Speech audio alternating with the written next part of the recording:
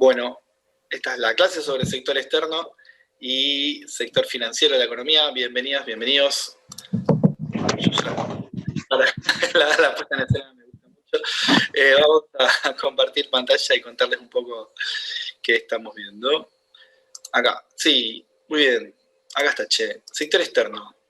Bueno, nada, ¿se acuerdan? Esto lo habíamos visto, había hecho un flujo circular, ¿se acuerdan? De la economía, en donde teníamos las empresas, los hogares, como en cada punta, mercado de bienes, mercado de factores. Bien, y lo que habíamos puesto es que en realidad una de las cosas interesantes era pensar que las empresas se vinculan con el mercado de bienes y servicios extranjeros. Pero no son solo las empresas, los hogares también. En este caso me parece, yo no sé si le puse la flecha, pero no se la puse, me olvidé. Pero los hogares también se relacionan con mercados de bienes y servicios extranjeros. Es decir, una persona puede vender su trabajo extranjero. Esto es medio obvio, perdón por el olvido de la flecha.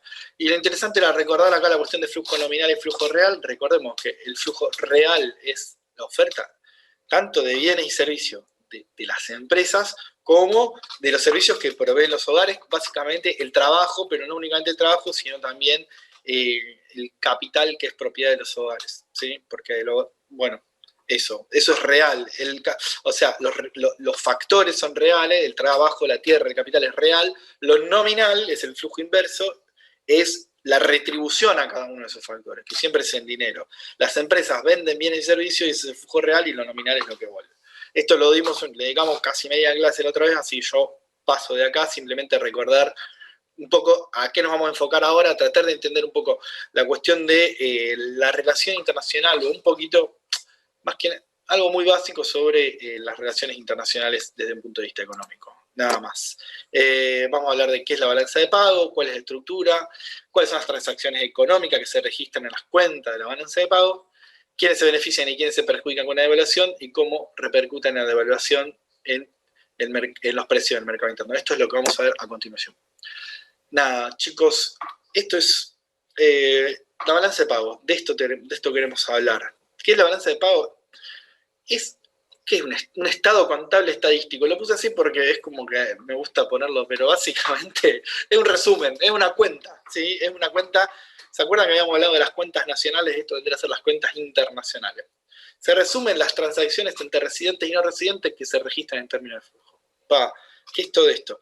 Un estado contable estadístico no quiere decir nada, la balanza de pagos es un informe, digamos, un informe contable, un informe estadístico que hace el INDEC sobre cómo se relacionaba, cuáles fueron las transacciones económicas entre el país y el resto del mundo. ¿Sí? Pero, momento, nada, esto es lo que importa.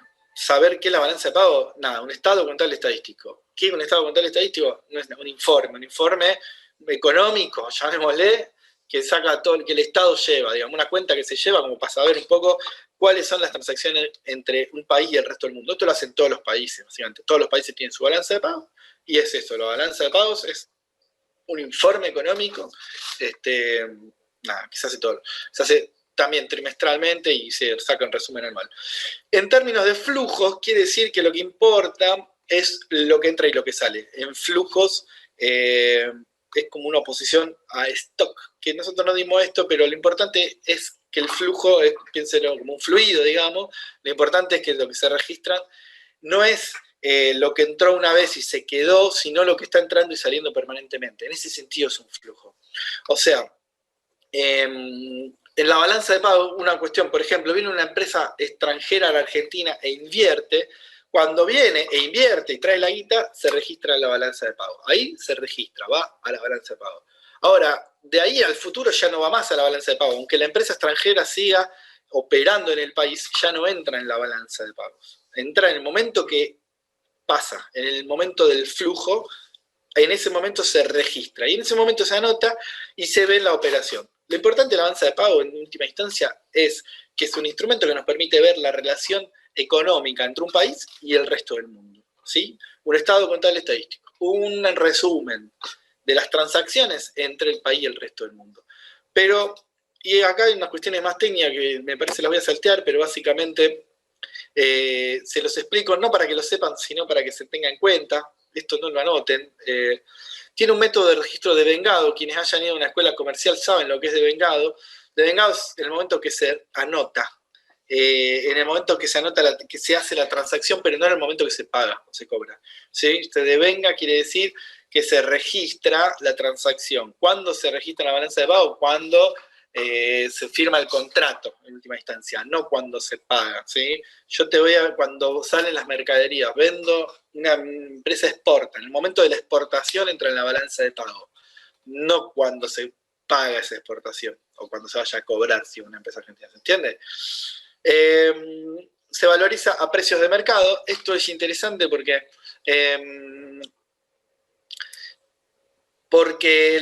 muchas veces hay importaciones y exportaciones que son entre una misma empresa, y esto es un problema. Esto cuando se empezaron a hacer los registros internacionales, esto no era un problema, pero hoy por hoy sí, porque las grandes empresas multinacionales se venden a sí mismas, en general, casi como regla, no como excepción.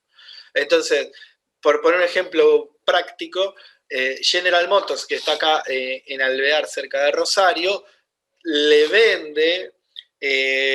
me parece que General Motors hace partes de motor acá, le vende esos motores a General Motors de Brasil. Y General Motors de Brasil le vende acá, no sé si la transmisión, por decirlo, la caja de cambio. Por decirlo, no sé exactamente qué hace General Motors de Brasil. ¿Sí? Pero básicamente hay una venta entre dos empresas que son la misma, y eso es un pase, es como si una empresa se manda una sucursal a otra. No hay un registro exacto de cuánto costó eso, si es la empresa que se está vendiendo a sí misma por el medio de un proceso productivo, ¿se entiende? Le vende el motor, hace motores acá, se los pone algunos autos acá y el resto de los motores se los manda a Brasil para que otros autos que se hacen en Brasil. Bueno, ¿cuánto valen esos motores? Y bueno, hay que valorizarlo porque traspasaron la frontera, porque hay una compra entre un residente y un no residente, ¿sí? Una compra-venta entre un residente y un no residente, va la balanza de pago. ¿A qué valor va la balanza de pago? Al precio de mercado. ¿Cómo se saca el precio de mercado? A ojo, más o menos. Ahí la FIP y la,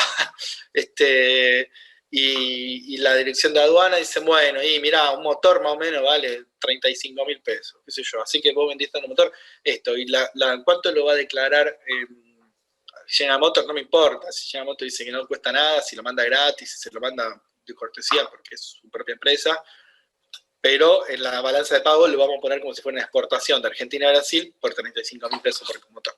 Entonces, ¿qué quiere decir devengado?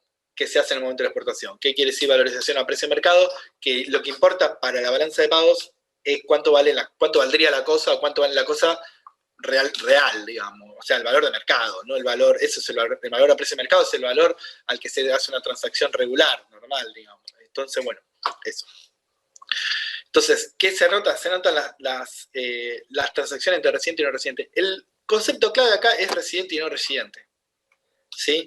No importa, es una cuestión jurídica, digamos. O sea, el residente es la persona física o jurídica, la definición de residente. Es la persona física o jurídica cuyo centro de interés económico o actividad principal se encuentra dentro de nuestra frontera, o sea, dentro de la frontera, en el ámbito nacional. Esa persona física, o sea, perdón, no se dice más, yo pongo física o jurídica, pues yo soy vieja guardia. Persona humana o jurídica, nada, cuyo centro de interés económico se centra dentro de la frontera.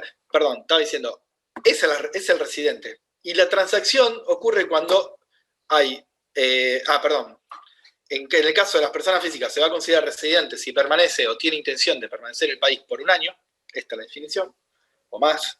¿Quién es residente? El que reside en el país. ¿Cómo se considera que reside en el país? Si permanece por un año, o al menos tiene la intención de permanecer por un año. Lo mismo con las empresas, son cuando producen bienes o prestan servicio en el país en cantidades significativas, por lo cual deberán mantener un establecimiento productivo por un año más. Esa persona se la considera residente. ¿Sí? En general todos nosotros somos residentes. Obviamente, esta cuestión empieza a impactar o a tener sentido, digamos, esta definición, en el momento en que viene alguien de afuera y dice si se va a quedar o no se va a quedar. ¿Sí? Cuando viene un turista no es residente. Entonces, cuando viene un turista y gasta plata acá, esa persona es no residente, que ahora la definimos, pero básicamente el gasto del turista entra en la balanza de pagos, porque es una transacción entre un residente y un no residente. ¿Se entiende? Lo importante siempre es que hay un residente y un no residente y hay una transacción económica. Entonces, eso lo registramos en la balanza de pago. Entonces, nada, acá lo hice como a prueba de balas. Residente de Argentina, residente del resto del mundo, hay transacciones económicas en divisa. O sea, la transacción económica del turista va a ser en el momento en que venga y cambie dólares a pesos. Una vez que tiene los pesos, eso ya no entra en la balanza de pago, ¿sí? La transacción económica implica un cambio de monedas también entre el resto del mundo y nosotros. Me había olvidado, es un pequeño detalle. Pero básicamente, nada, vuelvo, residente, el que va a permanecer un año, no el turista, digamos, no la empresa que viene o alguien que hace un negocio muy puntual, sino la empresa que viene y se va a residir en Argentina, se va a instalar, digamos. No residente, todos los demás, o sea, básicamente el resto del mundo es no residente. Y a mí me gusta mucho decir el resto del mundo, pero es medio obvio, pero queda claro, así digamos, es nosotros y el resto del mundo. Si alguno de nosotros de esta clase no es argentino, será su país, no importa, en este caso obviamente Argentina, pero es los que están dentro de la frontera de un país dado y el resto del mundo, esas transacciones económicas van a impactar en la balanza de pago. ¿Qué es la balanza de pago? Para que se entienda, hagamos de cuenta que una cuenta es como una especie, justamente es un balance contable básico de entradas y salidas, digamos, ¿sí? Es un balance de entradas y salidas. Y Y está dividida en tres partes. Cada una de las partes se va sumando y al final tenemos un resultado final de la balanza de pago. A ver si se entiende esto. No es complicado, pero me parece que a veces se tiende a complicar. Pensemos en la balanza como una suma de subbalanzas, llamémosle o balances, y la suma de cada uno de esos nos va a dar un resultado, que es entrada o salida neta de divisas. El resultado de la balanza de pago se mide en un resultado en dólares, no en dólares, en divisas, que no es exactamente lo mismo, después si tengo tiempo se la defino, pero básicamente lo más fácil ahora para pensarlo es en dólares. Vamos a pensar, antes de leer lo que dice balanza de pago y cuenta corriente, la cuenta corriente es la más sencilla y es la más lógica, la más fácil de interpretar, digamos. Porque registra el comercio de bienes y servicios, y es lo que se llama balanza comercial, flujo de ingresos primarios, que es la balanza de rentas, e ingresos secundarios, que es la balanza de transferencias corrientes. A ver, ¿por qué digo que son balanzas, balancitas y balancines? Cada una son partes constituyentes de una mayor. Todo forma parte del balance de pago. Balance de pago engloba todo y nos da un número, un resultado al final. Entraron este año 1.000 millones de dólares, ¿sí? Pero 1.000 millones de dólares, ¿cómo se componen esos 1.000 millones de dólares? Y la cuenta corriente, entró 1.500, en la cuenta capital salieron 1.000 y en la cuenta financiera entraron 500. Entonces 1.000 menos 1.500 más 500 me da los 1.000 originales. No sé si se entiende. Ahora lo pongo con números, lo pongo con ejemplo, pero la sumatoria de cada una te va dando la mayor. Y la balanza de cuenta corriente es la más importante e incluye a una balanza especial, o la más conocida de todas, que es la balanza comercial. En la balanza comercial se registra el comercio de bienes y servicios, que se llama habitualmente importaciones y exportaciones, ¿sí? Comercio de bienes y servicios, que son importaciones y exportaciones, componen la balanza comercial. Cuento todas las exportaciones con un valor positivo porque entran dólares, exportamos 1.000 millones de dólares.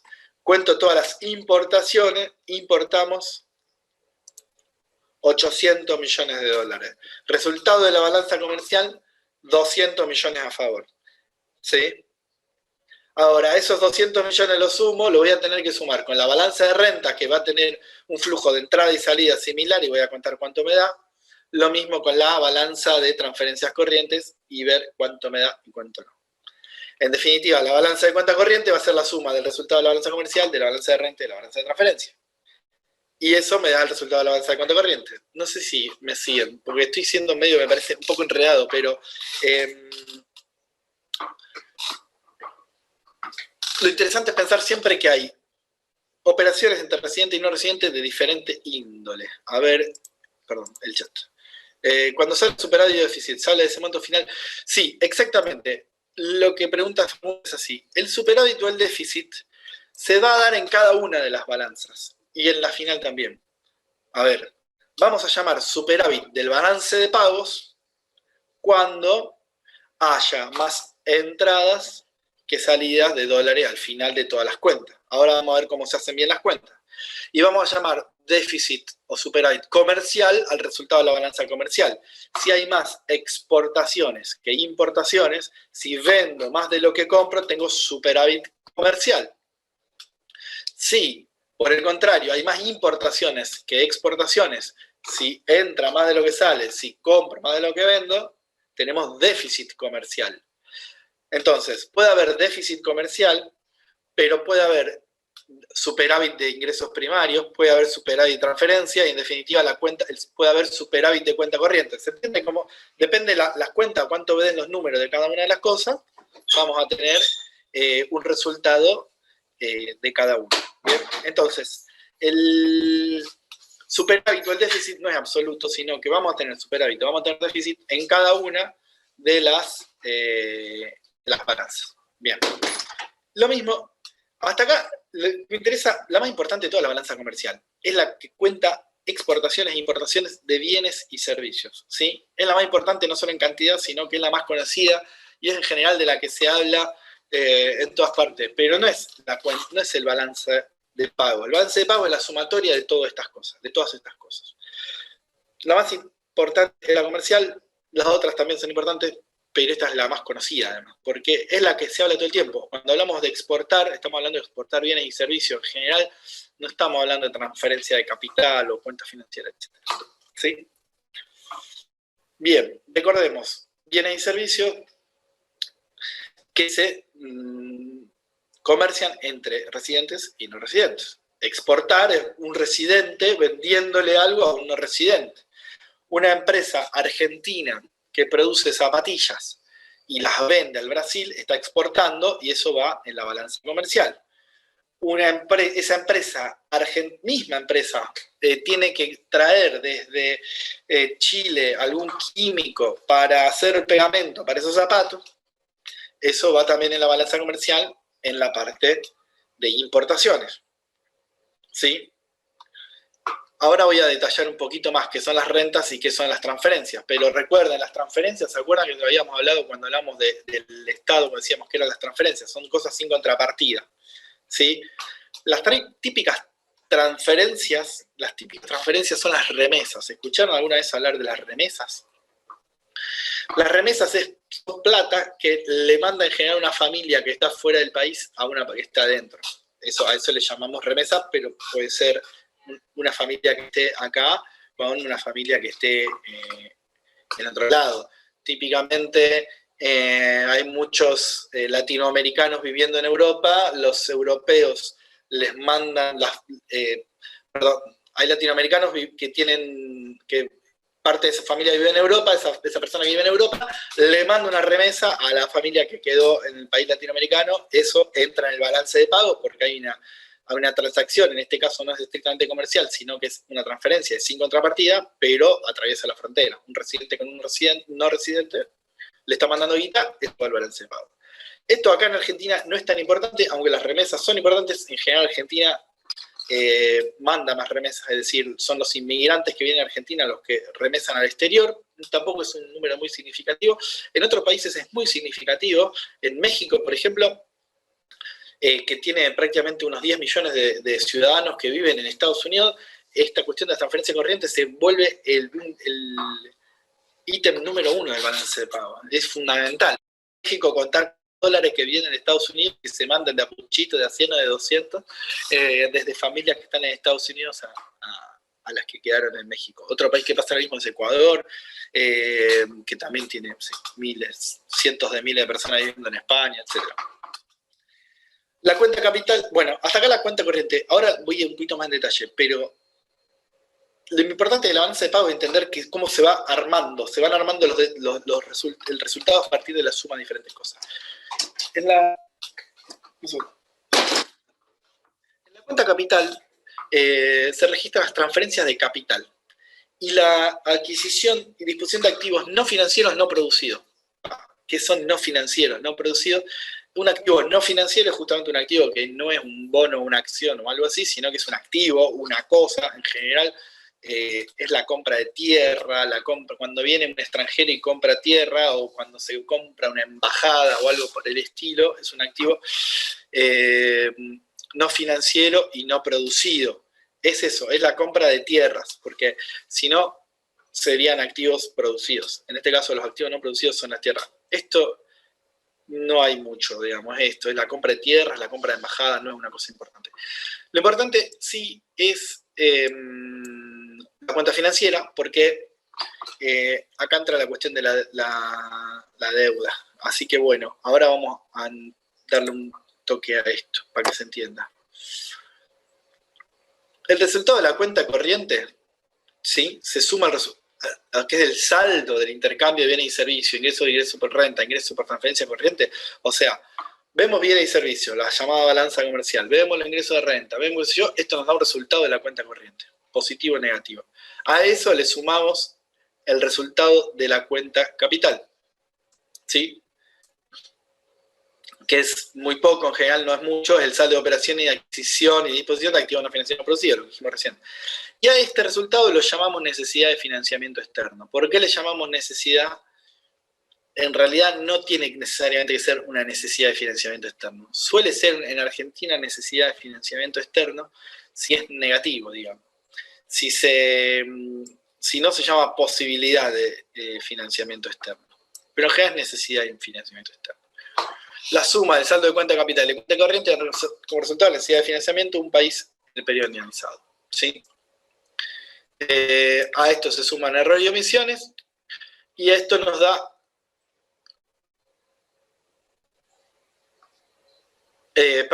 y a esto le sumamos el resultado de la cuenta financiera. Perdón, no nos da la cuenta financiera.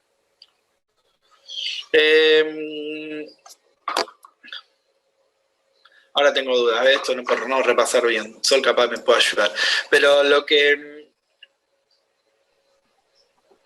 es otra suma que hay que hacer. Hay que sumar. Es otra suma, sí. Es otra suma. Faltó el más acá. Digo, acá puse un brazo, pero a esto hay que sumar y el resultado del balance de pago. Podría decir que menos eso debería dar 0, digamos. Claro, básicamente también.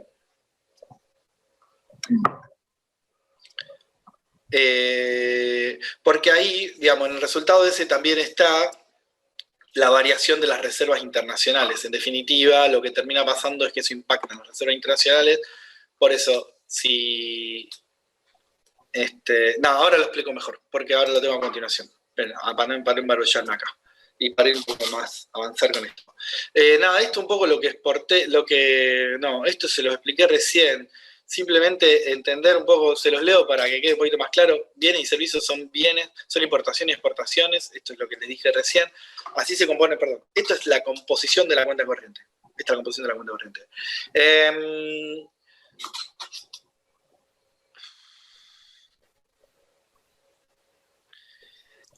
Los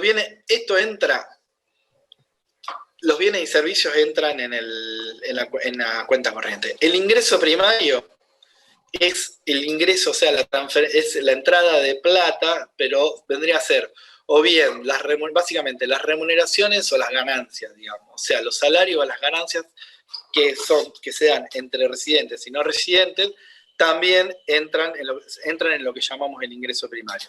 A ver, rendimiento que perciben las unidades institucionales por su contribución al proceso de producción o por el suministro de activos financieros y recursos naturales. Básicamente, lo que entra acá son las remuneraciones y todo lo que sean ganancias de diferentes formas, intereses, dividendos, utilidades, inversión, activos, reservas, toda la guita que entra por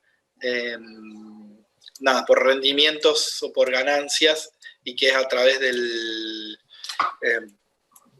que se da entre residentes y no residentes. sea, las inversiones, las utilidades, cuando se pagan dividendos, cuando se pagan intereses, los intereses de la deuda externa, por ejemplo, van en este rubro, ¿sí? No en la cuenta financiera. En la cuenta financiera entra la deuda, pero eso, a ver, básicamente es importante entender que en la cuenta corriente es la principal, digamos. En la balanza comercial entran bienes y servicios y después entra también en la cuenta corriente todo lo que sea el pago de tanto de sueldos y salarios como, en mayor cantidad en general, rentas, intereses, dividendos. Una empresa que le manda interés, que paga a una filial en el extranjero o a su casa matriz, le manda guita, bueno, entra en la cuenta corriente. ¿A dónde entra? En esta renta de la inversión. ¿Sí? Nada, todo lo que dé ganancia, las ganancias y los sueldos van por acá. Se cuentan en esto, en la balanza de ingreso primario. Y finalmente está la balanza de ingreso secundario, que son las transferencias. Nada, que en general básicamente son las remesas. Se quita que se manda sin pedir nada de cambio. Eso es una transferencia. Yo esto lo paso rápido, porque más o menos lo expliqué. Esto, nada, para tener una idea, algunos numeritos de la balanza de exportaciones. Esto pensemos que estamos dentro de la balanza comercial, no de toda la balanza comercial. Las exportaciones, ¿a quién le exporta y a quién le exportamos? Básicamente acá nos interesa ver un poquito a quién le exportamos. Nuestro principal socio comercial de exportación, esto fue en 2019, en realidad en 2020 fue muy parecido, pero nuestro principal socio es Brasil, China segundo, Estados Unidos y Chile son los países a los cuales más le exportamos. ¿Qué les exportamos? En general, ¿qué exporta Argentina? Productos primarios, manufacturas de origen agropecuario, que son todas las producciones industriales relacionadas con los productos agropecuarios, como puede ser aceite de soja, o que en general es eso, aceite de soja, aceite de girasol, que es lo que más se vende, y también harina de soja y girasol. Esos son manufacturas, biodiesel, manufactura de origen agropecuario. Las manufacturas de origen industrial son los productos industriales en general, y combustible y energía está en... biodiesel me parece que entra en combustible y energía, no, ahora que lo pienso. Básicamente son como 4 grandes rubros, obviamente que cada uno de estos rubros se sabe mucho más. Acá hay 4, pero en general se ven mucho más. A China, fíjense que le exportamos mucho más productos primarios, y a Brasil, que es el otro socio comercial, lo que le exportamos son mucho más productos industriales. En general, lo que le exportamos a Brasil, como uno de los principales componentes de esos productos importados, son partes de auto, y también importamos muchas partes de auto. El ejemplo que les di antes de General Motors tenía mucho que ver con esto. A Estados Unidos también le exportamos muchos productos de origen industrial. Como para saber, esto es ahora sí ya del 2020, son muy parecidos los números. Acá hay un par de países más. Está Brasil, que pasó a ser el 19%, y China fue bastante menos, sobre todo por cuestiones más coyunturales de final de año. Básicamente tiene que ver con un paro que hubo en noviembre y diciembre en las exportaciones de productos relacionados con la soja, y que se exportaron todas en enero y febrero, así que este año van a dar como más que el año pasado, qué sé yo, bueno, cuestiones muy, muy específicas. Pero se ve acá como en China el grueso sigue siendo las manufacturas de origen agropecuario, en cambio en Brasil tenemos la manufactura de origen industrial como principal componente. ¿Está? Esto es fuente INDEC, por supuesto, que hace lo mismo. ¿Qué importamos? También obviamente importamos de China. A China le exportamos productos primarios, pero le importamos piezas y accesorios para bienes de capital. Ven, acá hay como un detalle un poco más piola, digamos, más preciso. Importamos más desde Brasil, e importamos también mucho de Estados Unidos, pero bueno, de Estados Unidos importamos un poco de todo. De Brasil, mucho de automotores. Está todo, el grueso es esto, digamos, es un número importante. Por eso le decía que a Brasil le exportamos parte de auto y le importamos partes de auto también. Entonces, bueno, nada, a saber, qué sé yo, curiosidad, nada más. ¿Dónde importamos? Estos también, los otros eran el número de 2019 y estos son los de 2020. Pasa que los informes fueron variando y en 2020 no estaban los datos y en 2019 no estaba el mapita, así que les puse uno acá. Nada, pero también es lo que le acabo de decir, importamos de China, importamos de Brasil, importamos de Estados Unidos, también importamos mucho de Bolivia importamos gas, básicamente, así que lo que aparece acá, que es combustibles, si se va el grueso de la importación de Bolivia es de combustible. De Alemania, un poco de todo. Bueno, eso fue la cuenta corriente. La cuenta capital tiene dos grandes partes. Esto no me interesa que lo sepan demasiado, pero básicamente la compra-venta de tierras por parte de embajada, derecho de propiedad, concesiones, marca registrada, contrato de licencia y fondo de comercio. ¿Se acuerdan que son? Nada, son... después, la semana que viene vamos a dar unos ejemplos más claros de eso, pero son activos no producidos y no financieros. Entonces, la compra de venta de tierra, una cosa, pero una marca, una patente, etcétera, es justamente un activo que no es producido, porque no es un activo industrial, un activo que se produzca, y no es financiero. Entonces, el pago, cuando se hace una compra de una patente, por ejemplo, entra en la cuenta de capital.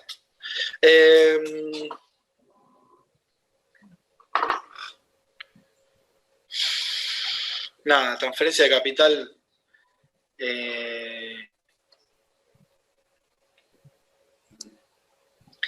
Básicamente, cuando se vende una parte de una empresa, es una transferencia de capital. O sea, yo le decía que cuando viene una empresa, por ejemplo, en general al revés, una empresa extranjera viene a Argentina y monta una fábrica, bueno, ahí hace una transferencia de capital. ¿Sí? Perdón, no si monta la fábrica, si se compra una fábrica hecha, porque tiene que ser el traspaso de una propiedad de un activo. ¿Sí? Nada, eso. Cuando una empresa extranjera viene y compra un capital que vendría a ser justamente una fábrica entera, bueno, ahí tenemos transferencia de capital. Esto, chiques, pasamos. Nada, y terminemos con esto, porque con esto ya terminamos. La cuenta financiera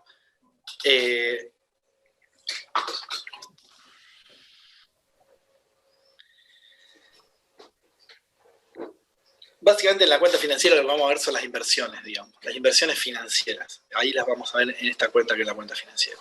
Siempre de privados, sí, siempre de privados. No, estrictamente no. Perdón, me pregunta Maite, siempre entre privados. No, hablamos de... en la balanza de pagos se anota todo lo que sea traspaso entre residentes y no residentes. El Estado Nacional es un residente y los estados provinciales son residentes. Cuando los estados nacionales o provinciales o locales hacen compras, por ejemplo, el Estado Municipal de Rosario se compra un tomógrafo, eso va a la balanza de pago. ¿Sí? Eso iría en la cuenta corriente, en la parte comercial. ¿Sí? Porque sería una importación directamente. Ahí decía estrictamente la cuestión de las partes de capital, se refiere, justamente sí es estrictamente entre privados, pero es el único caso, digamos, donde acá se aclara específicamente que no tiene que ver que las transacciones del gobierno se presentan por separado. ¿Está bien? Pero solo en las cuentas de capital. Nada, se presentan por separado, pero también están en las conferencias de capital. Perdón. En definitiva, para no confundirles más, sí. No es, perdona, tu respuesta siempre de privados es no. Si los estados invierten, si los estados compran o si venden, si importan o si exportan, también se registra en el balance de pago. Dependiendo qué tipo de inversión, qué tipo de transacción sea, va a ir en cuenta corriente, en cuenta capital o en cuenta financiera. En general, los estados pueden participar mucho acá. ¿Por qué? Porque acá está la toma de deuda, digamos.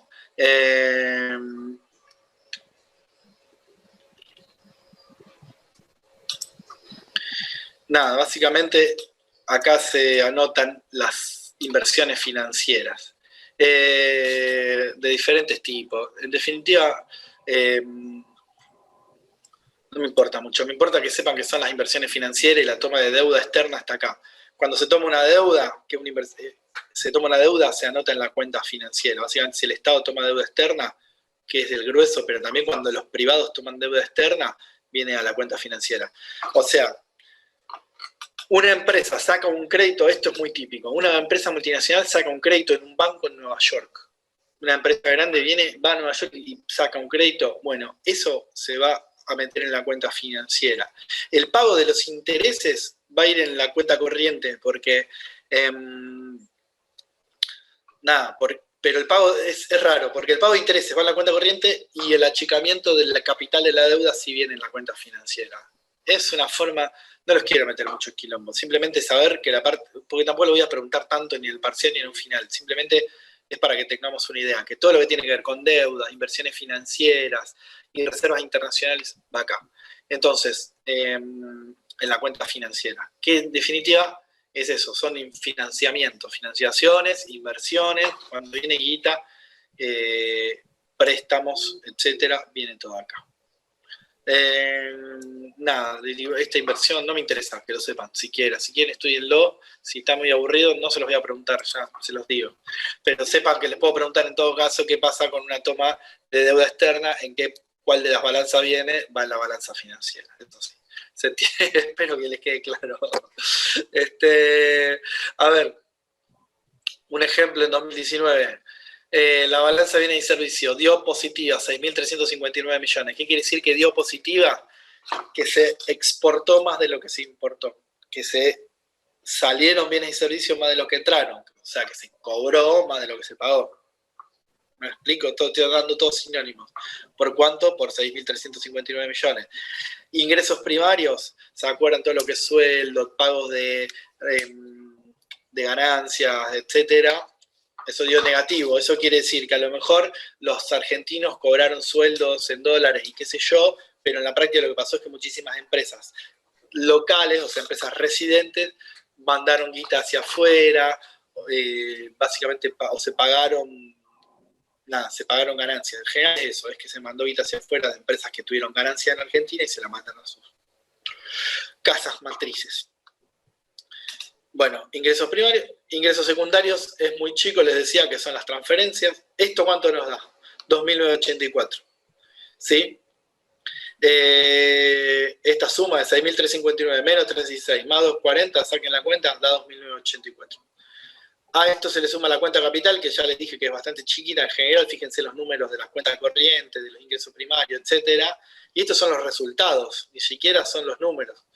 O sea, las exportaciones son mucho más, las exportaciones son como 20.000 millones, las importaciones 14 y nos da 6, ¿sí?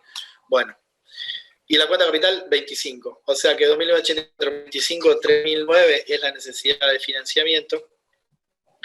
Errores y omisiones de 482, la cuenta financiera en definitiva da 3.491, que es como la contraparte de todo lo otro.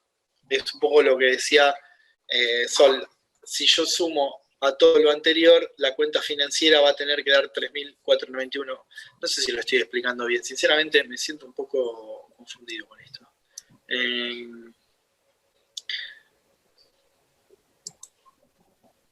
No. Sí, es como que se tiene que saldar, básicamente. O sea, la necesidad de financiamiento, contemplando los errores y omisiones, tiene que darnos el resultado de la cuenta financiera. Es decir, obviamente, toda la necesidad de dólares se tiene que cubrir, básicamente. Exacto. Gracias, Sol, lo explicaste. No sé si quedó claro. No quiero repetir para... Hay una necesidad de financiamiento de 3.491. ¿Sí? Porque es 3.009 más 482. La financiera tiene que dar un número porque ya, se financia, se paga. En este caso es positiva, digamos, no es necesidad de financiamiento, es posibilidad de financiamiento. La cuenta financiera da positiva porque se pagó más de lo que entró. ¿Está bien? ¿Con qué se pagó? Con reservas internacionales. No, ya estoy. Esto les hace un año, chicos. Vamos. Después lo trato de reexplicar el lunes para que quede un poco más claro en todo caso. Pero me parece que, como lo explicó Sol, voy a dar un repaso para el lunes, pero vamos a tratar de explicárselos mejor. Les pido disculpas, che. Nada, vamos con esto, así podemos hacer un poquito del sector financiero. ¿Quiénes se benefician y quiénes se perjudican con una devaluación del tipo de cambio? Esto me interesa. El tipo de cambio del valor de la divisa internacional en cantidad de moneda local. ¿Sí? ¿Cuánto vale un dólar en pesos? ¿Cuánto vale un dólar en pesos? Le llamamos el tipo de cambio. El tipo de cambio va variando. En general se devalúa o se revalúa, o se deprecia o se aprecia. Le llamamos devaluación del peso cuando hay que dar más moneda local por dólares, por las divisas. Por ejemplo, el dólar pasa de 68 pesos a 50 a 70, ¿sí? O de 90 a 100. Eso es una devaluación del peso que vale menos, una depreciación del peso que pierde precio, ¿sí? Se deprecia el peso o se deprecia el tipo de cambio. Por el contrario, una revaluación es el movimiento contrario. Básicamente es ¿cuánto vale el dólar? Esta es la pregunta, que es la pregunta además que vemos todos los días en la tele, en los diarios y en la radio. ¿Cuánto vale el dólar? ¿Vale 100 pesos? ¿Vale 90? ¿Vale 70? Bueno, a esto le llamamos el tipo de cambio. La pregunta es cómo afecta el tipo de cambio y qué pasa, cuál es el efecto de una devaluación. Esto es como algo clave porque además, es clave para entender no solo ahora, sino también un poco para explicar un montón de los procesos históricos que tuvo Argentina, digamos. El valor, la relación del valor del dólar afecta a la, afecta a la economía nacional, digamos. Entonces, me interesa por eso, digamos. ¿Qué pasa al devaluarse el peso? ¿Sí? Al devaluarse el peso. Pensemos que el peso pasa de valer 90 pesos a valer 100. ¿Sí? Esa es una devaluación. Lo primero, acá arriba a la izquierda, se devalúa el peso, deja de valer 90, pasa a valer 100. Aumenta el valor en pesos de una exportación. ¿Por qué aumenta el valor en pesos de una exportación? Porque yo soy un exportador y exporto algo que vale $1. Vamos a hacerlo sencillo, un exporto, algo que vale $1. Antes yo traía, lo voy a vender a Europa o a Estados Unidos, digamos. Me dan $1, yo vuelvo al país con ese dólar y ese dólar antes me daba 90 pesos y ahora me da 100 pesos. En definitiva, la devaluación me beneficia como exportador. Yo exporto y siempre exporto $1. ¿Sí? Vendo una botella de aceite. La botella de aceite vale $1 en Estados Unidos. Voy a Estados Unidos, me la venden, me dan $1. Antes 90. Se devaluó el peso. Ahora ¿cuánto me dan? 100. Básicamente, la persona exporta sin hacer nada, en principio, vamos a ver que esto es más complejo, pero en principio, ese movimiento único de la devaluación lo beneficia a la empresa o a quien exporta. ¿Sí? ¿Se entiende hasta acá cómo funciona la devaluación para quien exporta? Ahora, ¿qué pasa para quien importa? Bueno, pasa lo contrario, porque si yo tenía que traer algo de China y eso valía $1, antes yo en Argentina tenía que juntar 90 pesos para poder pagarlo y ahora tengo que juntar 100. Entonces, si importo, me está aumentando el costo de mi importación. Si es un alimento importado, una vacuna importada o un bien de capital o un auto importado, ese auto ahora yo tengo que juntar más pesos para poder conseguir los dólares para poder importarlo. Entonces, perjudica a los consumidores y perjudica a quienes comercializan bienes finales importados. Pues podría bajar la venta, digamos. O sea, ¿por qué se aumenta a los importadores? Los jode, digamos, básicamente. Al exportador lo beneficia y al importador lo jode la devaluación. Esa sería la ecuación básica, ¿sí? Ahora, también, pensemos que básicamente beneficia a quienes tienen ingresos en dólares, que no son muchos, o sea, que son en general quienes exportan, y perjudica a quienes tienen ingresos en pesos. Eso es el problema de la devaluación, ¿sí? Este es el efecto de la devaluación. O sea, lo primero que les dije en lo anterior, y vuelvo, es ¿qué es una devaluación? Una devaluación es esto es una definición. Ahora, la pregunta es cuál es la reacción, o cuál es el cambio, o cuál es el problema económico y político de la devaluación. Y esto me parece más importante, ¿sí? ¿Quién se beneficia y quién se perjudica con una devaluación? Pero pensemos en un producto del mercado interno. Ese producto se compone, el valor del costo del producto se compone una parte de mano de obra que va a estar valuada en pesos, insumos locales que se producen en pesos e insumos importados que están valuados en dólares, es decir, valen en pesos al tipo de cambio actual. ¿sí? ¿Qué pasa con una devaluación? ¿Cuál es el efecto de la devaluación? El efecto de la devaluación es justamente que el precio del producto cambia. ¿Por qué? Porque la mano de obra está igual, el insumo local está igual, pero el insumo importado vale más en pesos, ¿sí? Entonces, va a depender de qué porcentaje sean los insumos importados en este componente de 3 partes. Si los insumos importados son muy poquititos, probablemente el precio del producto no cambie mucho, porque si esta parte azul es muy chiquitita, lo que se está agrandando es una parte chiquitita. Si es un producto que no tiene prácticamente nada importado, la devaluación no le va a cambiar mucho el precio. Ahora, si es un producto que tiene un gran porcentaje de componente importado, efectivamente, o que es todo importado, va a perjudicar. Hay muchos exportadores que también son importadores. Y ahí entonces también, cuando yo decía los exportadores se benefician con la devaluación, por otro lado también se están perdiendo con la devaluación. Típico caso, un productor agrario agropecuario que exporta, porque vende, digamos, soja al extranjero en dólares, pero todos los agroquímicos y todos los componentes que utiliza para el campo y la maquinaria no, son en dólares, entonces son importados. Entonces el agroquímico importado aumenta el precio también de la exportación, va a depender un poco de cómo se mueva esa cosa. Pero en general, ¿cómo repercute la devaluación? La devaluación termina aumentando los precios. En otras palabras, la devaluación genera inflación, ¿sí? No quiere decir que se traslade toda la devaluación a los precios. Esto es importante por ahí para entenderlo, no sé si para anotarlo. Pero si la devaluación es un 10%, si la devaluación es un 10%, si el dólar valía 90 y pasa a valer 99, un 10% de aumento, esto vale lo mismo, esto vale lo mismo, esto vale un 10% más. Pero no es un 10% de todo el valor, sino que es un 10% solamente de la parte azul, que a lo mejor como es un tercio, es un 3%. ¿Sí? Entonces, entonces, una devaluación de 10% puede pegar en los precios locales en un 3,3%. No sé si me siguen con los números, si estoy complicándosela demasiado, pero me parecía interesante como traer esto para pensar un poco la cuestión de la devaluación. Esto sobre el sector externo no hay nada más. Yo paso a tirar algunas ideas sobre el sector. Pero bueno, es un gran momento para que me comenten qué no entendieron de esto, sobre todo con lo que me enredé del balance de pago al final con la...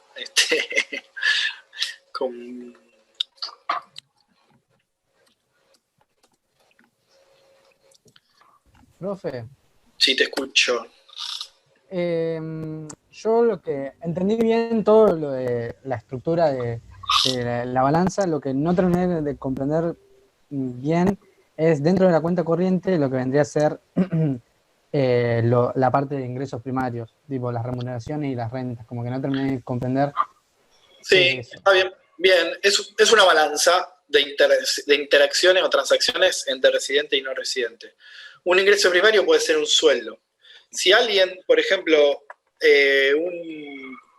alguien que trabaja por internet, trabaja para una empresa extranjera, la persona es residente, pero va a recibir un sueldo que viene desde afuera. Entonces hay una transacción entre residente y no residente, ¿sí? Y eso es un ingreso primario porque es un sueldo.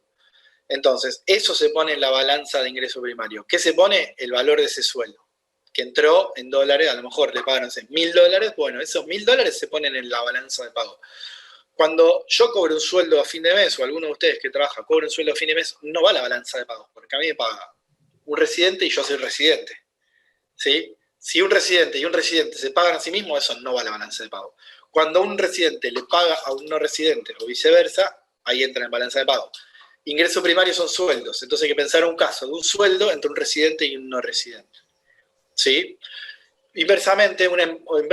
Complementariamente también, en esa balanza, por ejemplo, una empresa tiene ganancia.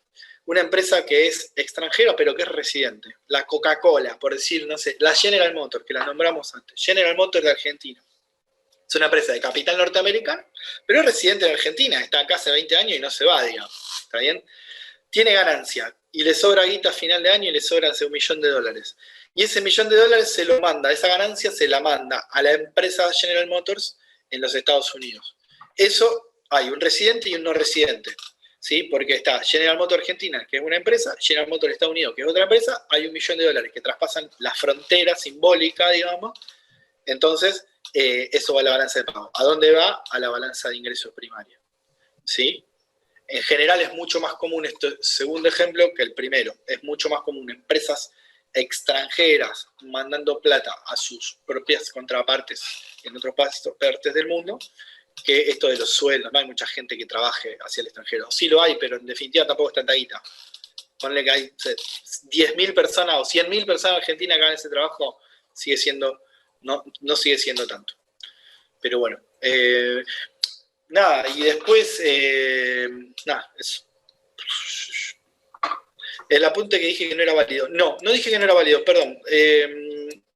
Lo que les dije es lo siguiente. Hay un apunte que lo cambiamos y le agregamos páginas, es el mismo. Es el apunte de Rosenberg, que está en el... Yo ahora sigo un rato de clase, no terminé todavía, ¿no? Pero por la duda. El apunte de Rosenberg de la unidad 2 de macroeconomía ahora tiene más páginas que las que tenía antes. Si ya lo bajaron del Google Drive, vuelvan a bajarlo porque tiene más páginas. Esa sería la recomendación. ¿Está? O sea, tiene todas las mismas al principio y tiene como 10 páginas más al final. ¿Está? El de Raquel Rosenberg, macroeconomía, capítulo 9, no me acuerdo, el 9 seguro y otros son 3 y 9.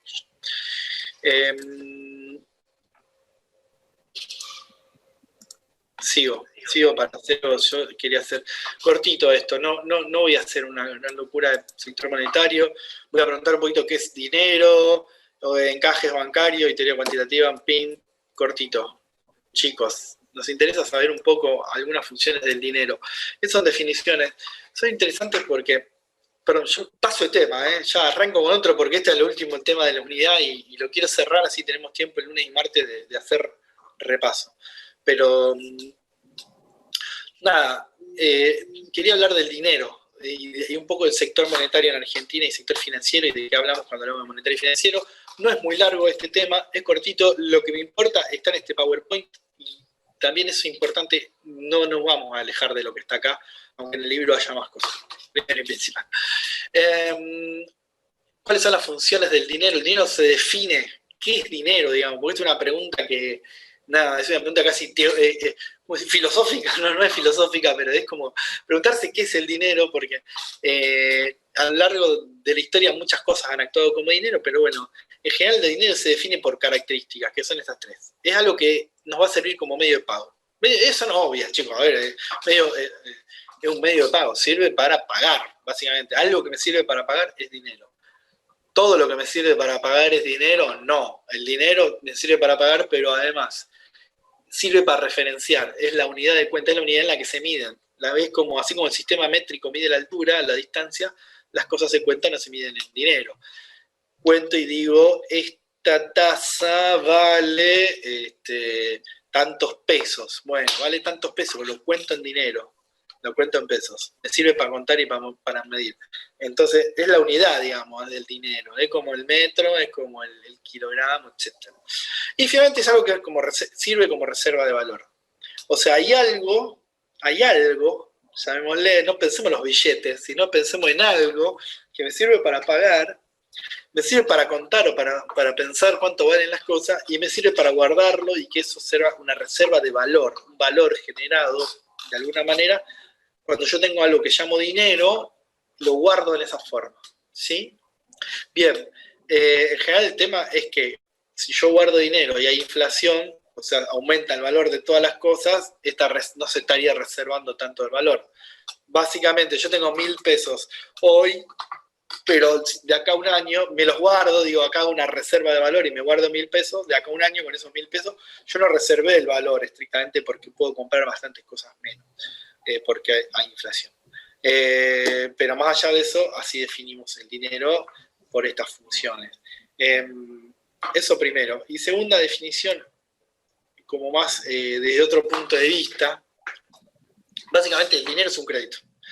Es una promesa de entrega de un activo en un futuro. Originalmente, digamos, siempre el dinero fue deuda, el dinero, y siempre lo que hubo fue crédito. La idea de que hubo una sociedad de trueque o cosas por el estilo es bastante traída de los pelos. En general los antropólogos han mostrado esto. Hay alguien que debe y en función de Perdón, no veo, vi que me apareció el chat y ahora no me aparece. ¿Dónde estás? Chat. Disculpen. ¿A dónde está el chat? Oh, perdón. El Bitcoin, perdón. No me apareció el chat, disculpen, por eso corté. ¿El Bitcoin es dinero? ¿Puede ser considerado una reserva de valor? Perdón por la pregunta, me surgió la duda. Sí, está buenísimo. Y hoy estuvimos charlando con compañeros sobre el Bitcoin justamente cuando estábamos preparando esta clase, pero no nos ponemos de acuerdo. Para mí no. Digamos, para mí, primero que no es unidad de cuenta porque tiene un valor muy variable. O sea, no puedo decir esto vale tantos bitcoins y esto vale tantos otros bitcoins porque el bitcoin todos los días vale de una manera diferente, entonces, y además vale más y vale menos, entonces el bitcoin en sí mismo se evalúa en dinero, entonces es más parecido a un activo financiero, sobre todo porque no es unidad de cuenta. Sí, una reserva de valor puede ser cualquier cosa, pero no cualquier cosa es dinero, digamos. También puedo reservar valor comprándome un departamento y vendiéndolo el año que viene, digamos. Sí, guardé valor, qué sé yo. O comprándome un auto, reservé valor. O me compré un Bitcoin. Pero no por eso el auto o el Bitcoin pasan a ser dinero. Aunque a los partidarios de Bitcoin les gusta llamarlo como un dinero, no sé, no es estrictamente un dinero. Es más parecido a eso, un activo financiero. Además, el dinero no es una promesa de pago de nada y sobre todo hay algo más que es que no tiene una legitimidad estatal, que para mí también el dinero, eso no lo puse porque es más polémico, pero me voy un toque por las ramas también para explicar una cuestión más política del dinero. El dinero es una creación del Estado. Exactamente, esa es la moneda de curso legal, pero también el dinero, digamos, es creación del Estado. Porque el Estado en definitiva es el que va a aceptar esa moneda de curso legal, le va a dar ese curso legal y él, está bien, perdón, está bien en la acotación de Martín. El dinero se acepta para pagar impuestos y en ese caso el Estado le da una legitimidad, ¿bien? Y en ese caso, a eso le damos la moneda de curso legal. En tanto los Estados no acepten bitcoins, no va a pasar para mí también, qué sé yo. Claro, la pregunta de Pablo, leo lo de Pablo, para mí, mi duda venía por la falta de legitimidad estatal, pero muchos lo consiguen como moneda. Me cuesta verlo como una moneda. Yo también tengo amigos muy fanáticos y además a mí me preguntan todo el tiempo, porque vos, que sos economista, qué sé yo, qué opina el Bitcoin. Y bueno, no. Si quiere, es un activo que es escaso, que se deja por oferta y demanda, es parecido a un activo financiero. Que está válido, es válido para ahorrar en términos de que alguien se compra algo y es reserva de valor. Y es mejor reserva de valor que el peso. Pero bueno, el peso lo puedes poner a plazo fijo y también reserva de valor. Ahora vuelvo a la presentación. Un segundo. No sé por qué me desapareció el chat. A ver si ahora aparece. Ahí está, ahora sí. Bueno,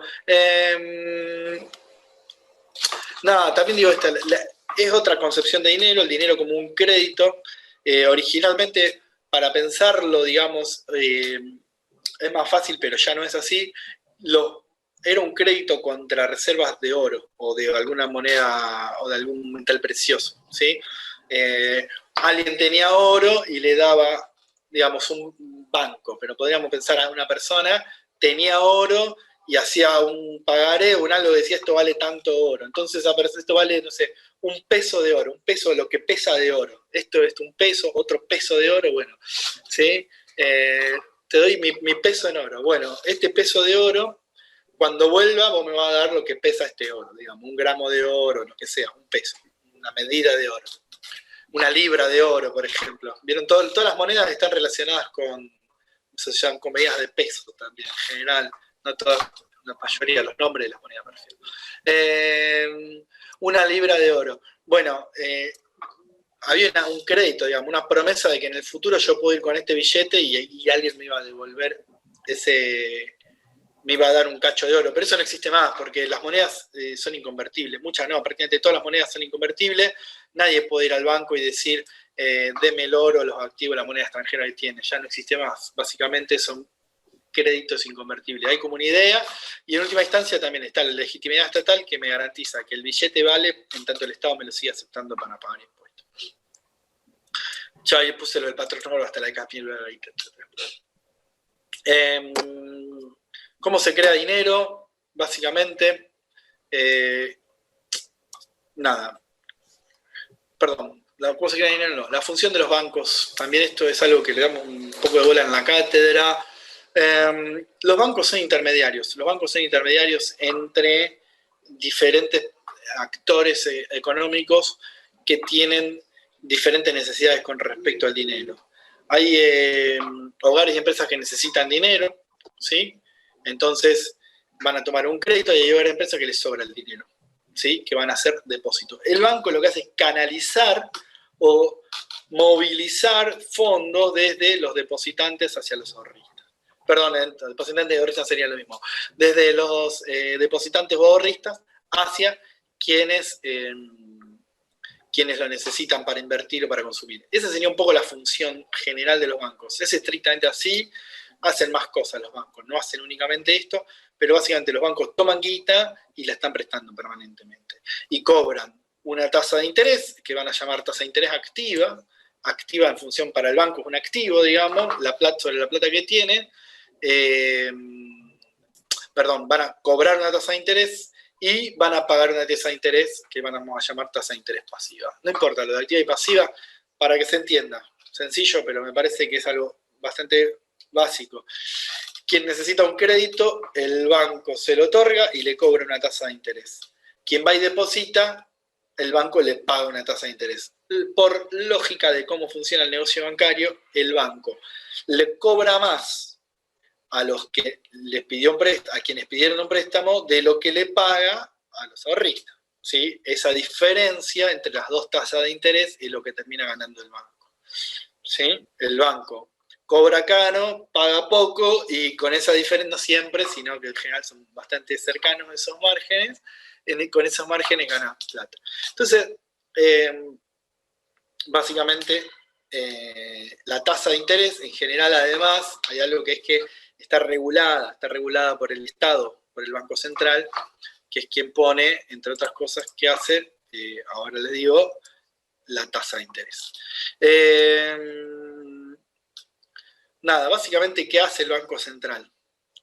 El Banco Central no es un banco, El Banco Central es un organismo del Estado. Se llama Banco Central, pero no es un banco, ¿sí? Es un banco de los bancos, en todo caso, pero no un banco en sí mismo. Nadie tiene una cuenta en el Banco Central.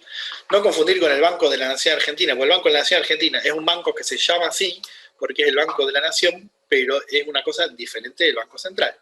El Banco Central es un organismo estatal que tiene ciertas funciones que se detallan acá. Básicamente, el banco tiene por finalidad, pero no como función, sino por finalidad, promover la estabilidad monetaria, la estabilidad financiera, el empleo y el desarrollo económico con equidad social. Esto es lo que tiene que hacer el banco, ¿sí? Esta es su finalidad. Promover la estabilidad monetaria, garantizar que la moneda no varíe mucho, sobre todo en relación con otras monedas. La estabilidad financiera, garantizar que las tasas de interés se mantengan más o menos estables, que haya una cierta perspectiva o, como se dice, una mirada de mediano plazo donde haya una estabilidad, que sea previsible el sector financiero, digamos. Eso lo tiene que hacer el banco. Bueno, y el empleo, y garantizar empleo y desarrollo económico. ¿Cómo? Bueno, verá cómo mierda lo hace, pero creo que dije una mala palabra, pero básicamente haciendo alguna de las funciones que tiene acá. ¿Cuáles son las funciones del Banco Central? El Banco Central, entonces, esto es lo que tiene que hacer, buscar estabilidad monetaria, estabilidad financiera y generar empleo y desarrollo económico. Vamos a ver cómo lo hace. ¿Sí? Primero, es el agente financiero del Estado con respecto al exterior. El agente financiero del Estado es una entidad que todos los estados tienen. Esto no me quiere mucho por las ramas. Básicamente ya hace cosas como pagar los sueldos y cosas por el estilo. El banco, toda la provincia, los municipios tienen su agente financiero, la nación tiene su agente financiero, en relación con el exterior, el agente financiero del Estado es el Banco Central. En ese caso casi sería como un banco, no importa mucho. Básicamente lo importante del Banco Central es que regula la actividad de los bancos y maneja la política cambiaria. Eso es lo fundamental. Regular la actividad de los bancos es lo que les decía recién. Marca la tasa de interés, les marca los límites que pueden prestar, no prestar, cómo tienen que operar, si tienen que cuidarse, cómo pueden invertir, no invertir los bancos, qué pueden hacer y qué no pueden hacer los bancos. Toda la legislación bancaria se da vía el Banco Central. El Banco Central tiene toda la normativa bancaria está delegada en el Banco Central. Toda la legislación está delegada al Banco Central. Entonces, la regulación de la actividad bancaria la hace el Banco Central. En comunicaciones y en comunicaciones AVE, etcétera, no importa. Maneja la política cambiaria. Manejar la política cambiaria es esto, es manejar la compra y venta de dólares en los mercados para tratar de mantener el valor del dólar. Administrar las reservas del país. El Banco Central es quien tiene las reservas de dólares y oro, las maneja el Banco Central. Y es lo que se llama un prestamista de última instancia. ¿Qué es lo que le decía que es un banco de los bancos? O sea, los bancos, en última instancia, si algún día uno va al banco, tengo que pasar, pero si no llego, y el banco se queda sin guita, el banco le pide plata al Banco Central. Es un banco de bancos.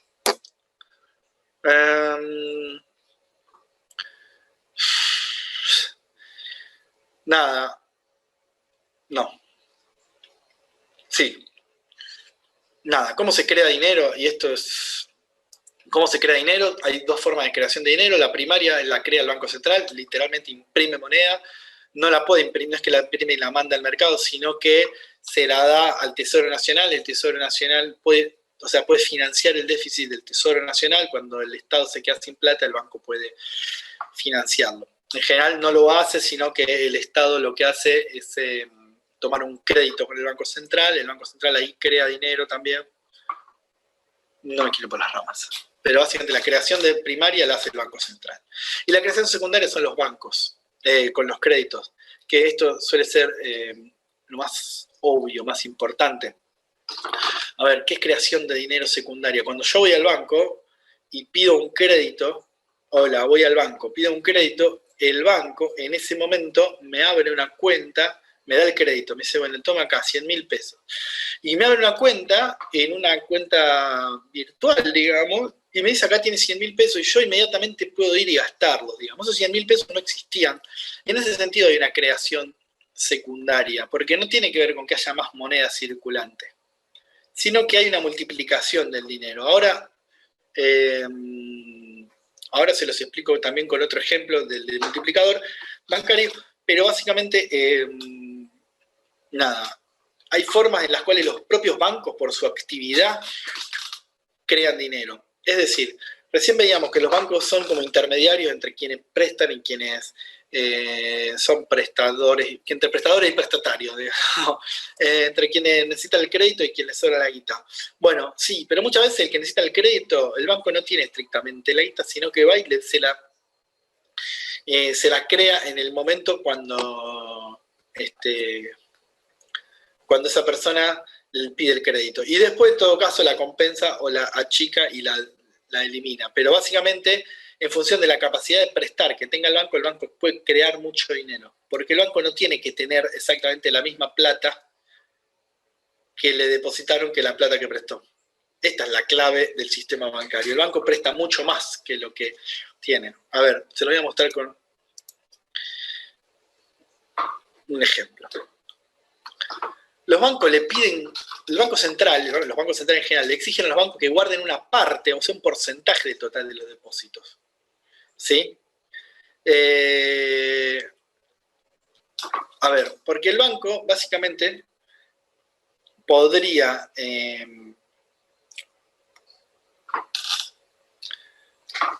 el banco podría prestar absolutamente toda la guita, pero no presta toda la guita, sino que se queda una parte. Sin embargo, ahora vamos a ver cómo funciona el multiplicador, porque eso se mueve en la economía, es más complicado. Se lo expliqué medio mal recién, se lo explico de vuelta al principio. Los bancos centrales le exigen al banco que guarde una parte. ¿Qué es el encaje bancario? Es una parte que se guarda en la caja, un encaje, se guarda en la caja. Yo deposito 100 pesos, el banco no puede prestar 100 pesos. ¿Se acuerdan en ese esquema que vimos recién de gente que va y deja guita en el banco y el banco prestando? El banco no es que recibe 100 y presta 100. El banco recibe 100 y presta 80. A la diferencia, a lo que tiene que encajar, a lo que tiene que guardar, le vamos a llamar encaje, que es un porcentaje. ¿Sí? Ese porcentaje lo pone el Banco Central. ¿Sí?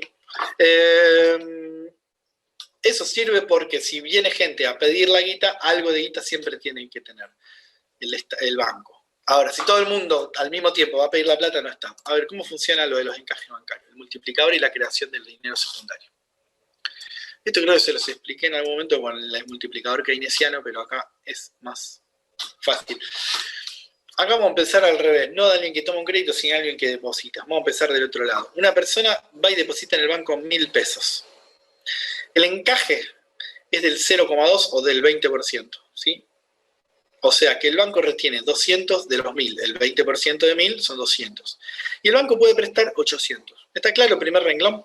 Es bastante sencillo. El banco, alguien viene con una luca, el banco encaja 20% y presta 800. Pero esos 800 se los da a una segunda persona. Ahora supongamos, ¿qué pasa cuando esa persona va y también lo deposita en el banco? ¿Qué está pasando en la economía cuando todo el mundo va? Supongamos que todas las personas que reciben guita va y la deposita inmediatamente en el banco. O sea, saca el crédito de 800 y ese crédito inmediatamente va y lo deposita.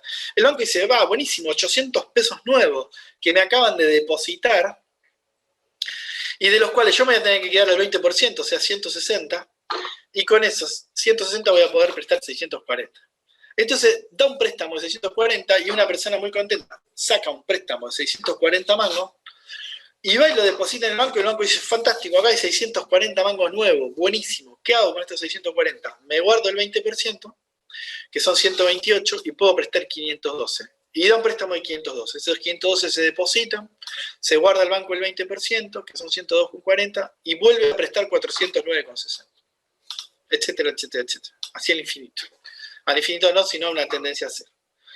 Esta cuenta de tendencia al infinito nos da que al final del día los depósitos se suman en el banco. Si todo el mundo, o sea, ¿se entiende? Si todo el mundo inmediatamente lo que recibió va y lo deposita, al final del día, este de 409 deposita, después quedan 300, deposita así, esto suma 5.000 pesos, que es 1.000 más 800 más 640 más 500 más todo lo que viene para abajo, suma 5.000. Créanme que da. El banco ha retenido, fíjense cuál es la lógica, el banco retuvo 200 del primero, 160 del segundo, 128, 102, pero en definitiva había 1.000 pesos, que es la guita en efectivo, los billetes que realmente existían al principio de todo. No puede retener más que 1.000 pesos porque no hay más billetes. El resto es todo creación secundaria. ¿Sí? ¿La creación secundaria cuánto es? 4.000. ¿Se entiende cómo funciona el sistema bancario? Más o menos, esto es bastante esquemático, pero grosso modo sigue esta línea. Esto le llamamos el multiplicador bancario. Perdón. Sí. Yo no entiendo, o sea, entiendo la lógica, no lo entiendo la práctica. Tipo, yo voy al banco, pido un préstamo, suponiendo, o sea, esto está basado en salgo del banco, voy a otro banco y lo deposito, o al mismo banco y lo deposito. Porque Exacto. a mí como que la lógica me da que yo lo usé para otra cosa, devolví lo que me prestaron más intereses, como que... Sí, no pensés que lo usás. No, claro, la lógica es antes de que nadie lo use, vas y haces esto, como todo simultáneamente. Entonces, el cuentito es, alguien deposita 1.000, vos te llevaste 800 y vos 800 vas y los tenés depositado en el banco. En definitiva, vos después, lo que yo estoy contando es cuánto hay depositado en el banco.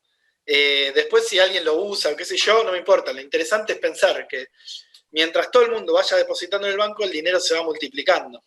Es que ¿Sí? incluso si lo usase, perdón, David, Dale, sí, suelto. Incluso si lo usase, por ejemplo, la persona 2 tiene esos 800 pesos de crédito, y como dice Maite, es verdad, es muy probable que esa persona lo use porque saca un crédito para consumir, pero va y compra en el supermercado, y ese supermercado al final del día lo tiene depositado en el banco. Es decir, la lógica es que en un sistema bancarizado, todas las personas que están bancarizadas tienen su plata en el banco y eso le permite al banco crear dinero, digamos. Incluso pensá esta persona con esos 800 pesos de crédito, los extrae al día siguiente, va y consume en un comercio, en Frávega, en La Gallega, en donde sea, que al final del día eso vuelve al sistema financiero. Eso obviamente, cuanto mayor bancarización haya en una economía, mayor va a ser esta creación de dinero secundario. En una economía donde todo se maneja en billete, esta creación de dinero secundario va a ser menor. Pero bueno, en una economía como la que vivimos hoy, en cualquier país que podamos pensar, esto es así. ¿Queda más claro, Maite? Claro, sí. Yo como que tomaba que los 800 pesos de la persona número 2 que depositaba en el banco era lo que devolvía después de usarlo. No, no es eso, es antes. Antes.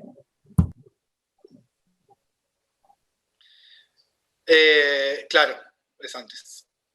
Pero al final del día, lo interesante es pensar, supongamos que pasó todo en un día y al día siguiente se gasta. Es por una cuestión de simplicidad conceptual, porque después pasa en la práctica que, claro, no lo depositan y qué sé yo. Esto sería como el límite, lo máximo, el tope posible, ¿sí? Supongamos que pasa todo el primer día. Al final de ese día, lo que hay es 5.000 pesos depositados en el banco, cuando en billetes originales, en la economía, hay 1.000 pesos. No hay más que 1.000 pesos en billetes. No hay 2.000, hay 1.000. Cuando vamos a contar los billetes, hay 1.000 billetes, no hay más, digamos. O 1.000 monedas, un peso. ¿Sí? Pero la gente tiene en su poder 5.000 pesos, porque este es el efecto de la creación secundaria. ¿Sí? Ahora, esto cambia en función del encaje. Hay algo que se llama el multiplicador, y el multiplicador bancario depende del encaje. Estas son cuentas matemáticas que yo se las muestro directamente. No se las hago una demostración, no me interesa que sea una demostración. Y a veces lo preguntamos en los exámenes, a veces hacemos un ejercicio chiquito. El lunes, si quieren, le pegamos una repasada para que se entienda mejor. Pero básicamente lo importante es saber que el multiplicador es 5, ¿sí? El multiplicador es 5 porque el multiplicador se define 1 dividido el porcentaje de encaje. El porcentaje es 0,20, 1 dividido 0,20, aunque sea una cuenta medio rara, es una división y da 5, ¿sí? Si 1 dividido 1 da 1, pero si divido por un número menor a 1, me da un número mayor a 1. No sé si se acuerdan algo de fracciones, pero básicamente dividir por 0,20 me da 5. Entonces, pensemos cuál es el dinero al final del día, es 5, que da este multiplicador por 1.000. O sea, lo interesante es que cuando yo sé el valor del encaje, no tengo que hacer toda la cuenta que hice antes. Yo ya sé que si el valor de encaje es 0,20, ¿sí? Si el valor del encaje es 0,20, al final del día hay 5.000 pesos. No tengo que hacer todas las cuentas porque multiplico 5 por 1.000. Si el valor del encaje fuera 0,5, o sea, si los bancos tuvieran que guardar el 50%, la mitad, ¿sí? 1 dividido 0,5 me da 2, y el multiplicador sería 2. Esto quiere decir, mientras menos guardan los bancos, mayor el multiplicador. Si en vez de 20% fuera 10%, 1 dividido 0,1 me da 10, y el multiplicador sería 10. Es lógico, mientras menos tengan que encajar los bancos, mientras menos tengan que guardar, más se va a multiplicar, más van a poder prestar y más se va a multiplicar la guita, ¿sí? Es esto nada más lo que hay que saber. No es tan complicado, me parece. O sea, sí, es complicado porque es la primera vez que lo ven, pero básicamente es saber que en función de, y ya con esto cerramos, en función de la definición del encaje, que es una definición del Banco Central, hay mayor o menor multiplicación de dinero en la economía. En función de cuánto le obligue el Banco Central a guardar en sus propias cajas a los bancos, más o menos van a poder prestar los bancos y más o menos creación de dinero va a haber en la economía. ¿Sí? Eso sería como lo único lo que hay que saber. Y con esto... me he olvidado. Nada, lo vemos la próxima, no teníamos nunca más. Si les parece. Salvo que quieran quedarse 5 minutos más. ¿Se quedan 5 minutos más si se los explico? Es una filmina sola que me queda. ¿Sí? Yo sí, dale, hacemos 5 minutos, chicos. Sí, dale. Vuelvo a compartir porque... Perdón. Yo soy muy de cortar sobre la hora, pero prefiero quedarme... Son 2 minutos, simplemente. No, esto se lo explicamos porque está en el texto y porque es algo que también tiene mucho sentido común y qué sé yo. La teoría es la teoría cuantitativa del dinero. La teoría cuantitativa del dinero es simplemente una ecuación, podríamos decir, que no es una ecuación, sino que es una igualdad entre magnitudes monetarias. ¿Sí? Esta igualdad de magnitudes monetarias se llama la teoría cuantitativa del dinero, es una teoría que viene del siglo XVIII, que tomó fuerza en la década de 1960 y 70 en adelante. Pero en sí, lo que trata de relacionar esta teoría cuantitativa del dinero es la cantidad de dinero y los precios, básicamente. La teoría cuantitativa nos dice que la cantidad de dinero multiplicada por la velocidad de circulación, que es cuánto circula el dinero, que es una cosa bastante difícil de medir, es medio conceptual, pero se mide también. ¿Cuántas monedas hay en circulación en la economía? Multiplicado por cuántas veces se usa, pensemos cuántas veces se usa un billete a lo largo de un año, por ejemplo. Eso nos va a dar igual a un nivel de precios por la cantidad de transacciones. O sea, la cantidad de transacciones, o mejor dicho, también a veces se pone Q como el producto. O sea, toda la cantidad de transacciones que hay en la economía multiplicada por los precios me va a dar la cantidad de dinero. En definitiva, hay como una igualación entre el dinero que circula y el dinero necesario. ¿Para qué? Para poder pagar todas las cosas que están pasando, digamos. Todas las cosas que están pasando son todas las transacciones valorizadas. No sé si se entiende. Es como, acá por eso lo pusimos como oferta de dinero y demanda de dinero. Se iguala al final de un año la cantidad de dinero multiplicada por la cantidad de veces que se usó, se iguala a la cantidad de transacciones hechas multiplicada por los precios utilizados. Esta igualdad da siempre, es una igualdad contable. Es una cosa que se verifica, digamos, siempre es así. La cuestión es que hay una escuela económica, que es el monetarismo, que la toma, digamos, a partir de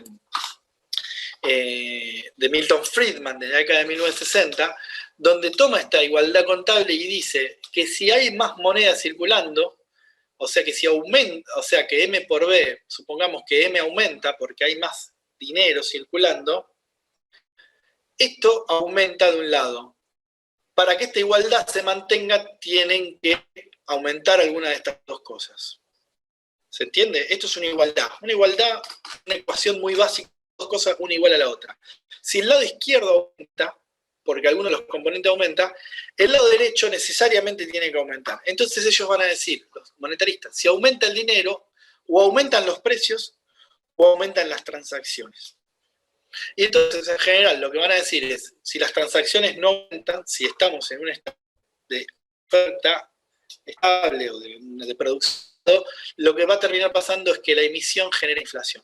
O sea, que el dinero, la cantidad de dinero, aumenta el nivel de precios. Para que se mantenga la igualdad. ¿Dónde está el...? ¿Sí? Digo, lo de la emisión genera inflación se escucha mucho y tiene su raigambre primero en el siglo XVIII en David Hume y luego mucho más tarde en Milton Friedman en 1958 en adelante, que escribe su libro a finales de los 50, pero sobre todo en los 60 y 70. La idea es que como esto se cumple, si aumenta una cosa tiene que aumentar la otra. La cuestión es que no hay una... Esto es una igualdad, no es una teoría, no hay una causalidad explicada acá. O sea, lo que ellos dicen, tranquilamente puede pasar al revés, tranquilamente pueden aumentar los precios y para que la igualdad se cumpla tenga que haber más moneda. Y lo que pasó primero fue que aumentaron los precios, no que se emitió moneda, sino que simplemente se emitió moneda porque hacía falta para convalidar los precios nuevos. O, en todo caso, también lo que puede estar pasando es que se necesite moneda porque aumenta el producto, aumenta la cantidad de transacciones. La economía está creciendo y si la economía crece, también hace falta más dinero. Entonces, se emite dinero y no hay más inflación, sino que se emite dinero y lo que hay son más transacciones, que esto también es parte de la explicación, digamos, es la lógica de la explicación monetarista también. Pero lo que se la utiliza básicamente en general como para tratar de explicar por qué la emisión genera inflación. Lo cierto es que no necesariamente la emisión genera inflación. Esto se iguala, pero puede estar tranquilamente explicado por un aumento de las transacciones. Puede estar explicado al revés, sino que es que la inflación genera emisión. Nada, eso también para tenerlo en cuenta. Simplemente eso, sobre la teoría cuantitativa, entender que es una igualdad y que se da también, digamos, esto se usa mucho, aparece mucho y por eso también lo damos, pero no hay que saber mucho más que esto. No llega a ser una teoría, es una igualdad contable, una igualdad que se refleja o que existe siempre, en cualquier momento. Yo, si les parece, se lo expliqué hasta ahí nomás. Para no perder demasiado tiempo, el lunes hacemos repaso, el martes tenemos clase de consulta, vayan repasando esta clase, repasando los textos y nos vemos el lunes a las 15:30. Perdón, pero hablé yo todo el día, prácticamente no la dejé hablar, pero el lunes y martes va a ser muy diferente. Bueno, gracias a todas y a todos. Muchas gracias.